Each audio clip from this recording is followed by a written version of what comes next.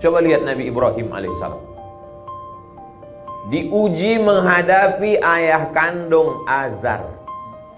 Kalau menghadapi Abu biasa. Beda. Tapi kalau menghadapi Abi, bapakku sendiri, maka itu makamnya tinggi.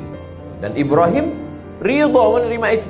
Apakah ridhonya dia menerima makam Abi itu lalu dia berhenti berdakwah? Tidak. Ibrahim tidak berhenti berdakwah. La illam tantahi, kalau kau tidak berhenti mendakwahi aku, hai Ibrahim, la arjumannaka, ku lempar kau pakai batu sampai mati. Wahjurni maliya, tinggalkan aku untuk waktu yang lama. Apa jawab Ibrahim? Salamun alaika, selamat untukmu wahai ayah. Sa'astaghfiru laka rabbi, aku tetap mintakan ampun untukmu kepada Allah. Innahu kana bi hafiyya, Allah selalu mengabulkan doa-doa. Jadi sekarang baru hijrah udah kelahi dengan orang tua.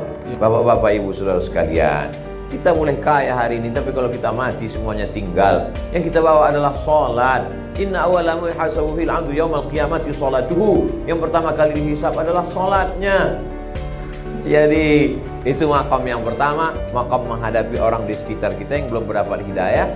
Makam berikutnya, apa yang dialami oleh Nabi Ibrahim alaihissalam? Rabbi habli minas shalihin, Rabbi habli minas shalihin, Rabbi habli minas shalihin.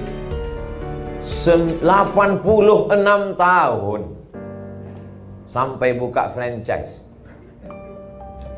Ternyata Allah mau tunjukkan kuasanya. Setelah umur Ishak 13 tahun, 86 tahun umur Ibrahim, lahir Ishak.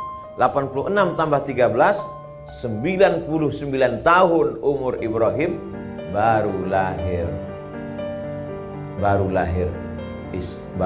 Ishak. Umur 86 tahun Ibrahim, lahir Ismail. Setelah umur Ismail 13 tahun, 13 tambah 86, 99 tahun umur Ibrahim, baru lahir Ishak. Bahasa Arab Yidhak, bahasa Ibrani Yitzhak. Idhak artinya ketawa. Ketawa Ibrahim saking lucunya perbuatan Allah terhadap dirinya. Semua orang mengatakan istrinya mandul. Sarah mandul, gak akan punya anak. 13 tahun setelah punya anak dari Hajar, baru Allah kirimkan. Allah cuma ingin berkata, aku mudah untuk melakukan itu. Kalau sesuatu yang biasa, kau tidak nabi. Biasa saja. Tapi ini yang luar biasa. Pak Ustadz, saking beratnya hidup ini, kalau gitu saya nggak usah yang luar biasa lah. Masuk surganya nggak usah VVIP lah, kaki 5 aja nggak apa-apa Pak Ustadz. Emang hidup bisa request? Enak betul kalau hidup request. Hidup ini bukan kata kita, hidup ini kata Allah. Kita tidak bisa minta apapun. Kita ini seperti kal mayyit baina man yaghsiluhu, seperti mayat yang dimandikan orang yang sedang memandikan jenazah. Coba lihat memandikan jenazah. Tangannya di belok kanan, hidungnya ditusuk pakai kapas, nggak ngelawan. Begitulah kita di antara takdir permainan Allah Subhanahu wa taala. Ibrahim merasakan itu. Akhirnya apa yang terjadi? Allah Ta'ala ingin Ibrahim berada pada maqam level ridha. Tapi ridha dia tidak membuat dia tidak berusaha. Ridha dia tidak membuat dia tidak berdoa. Dia tetap berdoa. Dia tidak pernah berhenti berdoa. Rabbi habli minas shalihin, Rabbi habli minas shalihin. Nabi-nabi berdoa. Ini baru hijrah 2 hari, enggak mau berdoa lagi. Kau enggak berdoa? Terserah Allah aja Ustaz. Siapa ente enggak berdoa? Kenapa ente enggak berdoa lagi? Enggak diterima-terima Pak Ustaz. Enggak kabul-kabul Pak Ustaz. Nabi Muhammad sallallahu alaihi wasallam sampai di kota Madinah ngadap ke Baitul Maqdis. Orang Yahudi ngejek. Tuh. Masa dia sholat ngadap ke tempat ibadah kita di Palestina? Kenapa nggak ngadap ke Ka'bah? Allah mau uji Nabi. Akhirnya mata Nabi mendongak ke atas. Apa kata Allah? Qad nara taqalluba wajhika fis sama. Kami lihat wajahmu menghadap ke langit. Falanuwalliyannaka qiblatan tardaha. Kami akan menghadapkan arah kiblat sesuai yang kau inginkan. Turunlah ayat di bulan Sya'ban. Fawalli wajhaka syatral masjidil haram. Hadapkanlah wajahmu ke arah Masjidil Haram. Berapa lama Nabi menghadapi ejekan, cacian, makian, bully dari haters Yahudi itu? 17 bulan. 17 bulan, 16 sampai 17 bulan dicaci maki. Barulah pindah arah sholat ke arah kiblat Ka'bah Al-Musyarrafah di Makkah Al-Mukarramah. Ada ujian. Padahal kalau mau, Nabi Muhammad itu tinggal berdoa. Wala saufa yu'tika rabbuka fatarda. Apapun yang kau mau, ku kasih ya Muhammad. Tapi bukan masalahnya kemauan kita, tapi kemauan Allah Subhanahu wa ta'ala. Kesalahan orang hijrah selalu memaksa Allah untuk mengikut keinginan dia.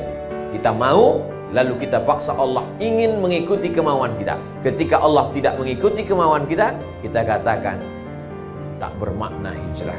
Hijrah apa hijrah? Ini penting memahami pemahaman yang benar. Hijrah adalah ketika Ibrahim berkata, Hanifan musliman wa ma ana minal musyrikin. Hanifan, condong kepada Allah. Selama ini condongnya kepada ayah, selama ini condongnya kepada anak, selama ini condongnya kepada harta, selama ini miringnya, cenderungnya, condongnya kepada materi, kepada dunia. Setelah itu dia cenderung mengikut Allah Subhanahu wa ta'ala.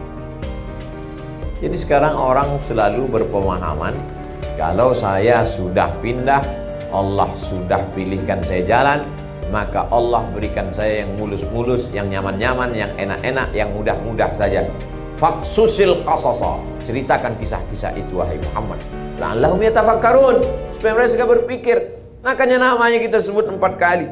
Allahumma shalli ala sayyidina Muhammad wa ali Muhammad kama shallaita ala Ibrahim wa ala ali Ibrahim. Allahumma barik ala sayyidina Muhammad wa ala ali Muhammad kama barakta ala Ibrahim wa ala ali Ibrahim. Ibrahim tidak pernah hidup di zona aman dalam perjalanan hidup Ibrahim. Dari mulai pindah dari Babel, asalnya Ibrahim itu di Babel. Babel itu Babilonia. Dari Babilonia mau pindah ke Palestina, diperiksa di perbatasan. Di perbatasan diperiksa. Di situ ada seorang penguasa yang mengambil siapa saja yang punya istri yang bagus, cantik, cakep, diambil sama penguasa. Maka ketika Ibrahim pindah lewat di situ, pas ditanya Nabi Ibrahim, ini perempuan ini siapa? Kata Nabi Ibrahim menjawab, ukhti, my sister. Ini saudari saya. Setelah lewat pemeriksaan, Sarah komplain. Aku kan istrimu, kata Sarah. Kenapa kau bilang aku saudarimu? Ukhti fil iman, saudaraku seiman. Karena kalau aku jawab istriku, itu penguasanya jahat, nanti kau diambilnya. Saudara yang dimuliakan Allah Subhanahu wa ta'ala, ada maqam. Apa tujuan Ustadz bercerita tentang Nabi Ibrahim? Supaya ketika kita menyebut nama Ibrahim, kita tahu bahwa Ibrahim tidak pernah berada pada zona nyaman. Berhadapan dengan ayah kandung, lulus. Berhadapan dengan orang, ring 1 lulus, sekarang ring 2, masyarakat sekitar, penyembah berhala. Masuk Nabi Ibrahim alaihissalam ke dalam, dia ambil itu kampak, dia hancurkan berhala-berhala yang kecil. Begitu mereka pulang dari kebun sore, mereka lihat hancur semua, mereka sudah tahu ini pasti Ibrahim yang melakukan. Ini pasti Ibrahim punya kerja. Walaupun waktu itu belum ada CCTV. Mereka sudah tahu nih Ibrahim. Mereka tangkap Ibrahim, mereka tanya, A'anta fa'alta hadha bi alihatina ya Ibrahim? A'anta fa'alta hadha bi alihatina ya Ibrahim? Engkaukah yang melakukan ini terhadap Tuhan-Tuhan kami wahai Ibrahim? Ibrahim dengan tenang menjawab, bal fa'alahu kabiruhum hadha. Yang melakukan ini bukan aku, tapi berhala yang paling besar. Dia ambil itu kampak, dia gantungkan di leher berhala yang besar.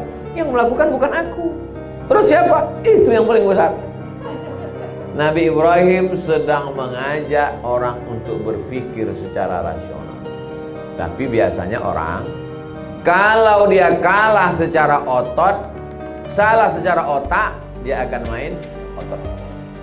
Kalah dengan argumentasi otak, maka dia mainkan otot. Akhirnya ditangkap Nabi Ibrahim, mereka kumpulkan semua kayu-kayu, mereka akan bakar. Apa kata penguasa? Harriquhu, bakar dia. Bakar Nabi Ibrahim. Lalu kemudian di situ mukjizat baru datang. Di akhir itu baru terjadi mukjizat. Apa kata Allah? Ya nar, wahai api, kuni, jadilah engkau bardan, sejuk. Api yang tabiatnya membakar, panas, menjadi sejuk. Bardan wasalaman ala Ibrahim. Akhirnya selamatlah dia. Maka Allah ingin menempatkan Nabi Ibrahim, dia berhadapan dengan lingkungan sekitarnya juga selamat. Berhadapan dengan orang tua ring 1, selamat, ridho. Berhadapan dengan lingkungan sekitar, selamat. Berhadapan dengan dirinya sendiri, bagaimana dia tidak punya anak, selamat. Berhadapan dengan apapun. Dan ternyata setelah punya anak, ujian tidak selesai. Ujian tidak pernah selesai. Ustadz, kenapa ujian saya ini nggak selesai? Saya belum menikah Pak Ustadz. Ya, kita doakan ya, akhirnya menikah. Setelah menikah muncul pertanyaan. Orang tetangga saya sudah risau nih Pak Ustadz. Mereka nanya, kapan punya anak? Hidup ini tidak pernah selesai dari pertanyaan. Kalau saya mati selesai nggak Pak Ustadz? Masih ada pertanyaan yang lahat. Selesai itu nanti di surga. Jadi kalau ada orang berkata, saya sudah hijrah Pak Ustaz, kenapa masalah hidup nggak selesai? Jadi betapa kita ini selalu berprasangka menurut prasangka kita, dan kita ajak Allah untuk mengikut prasangka kita. Tidak, kita yang mesti ikut Allah. Makanya subuh tadi kita katakan, raditu billah, aku yang ridho menerima Engkau ya Allah. Setelah aku ridho, aku berharap Engkau juga ridho menerima aku. Kalau kita ridho dengan ketetapan Allah, sesungguhnya kita sedang diridhai Allah.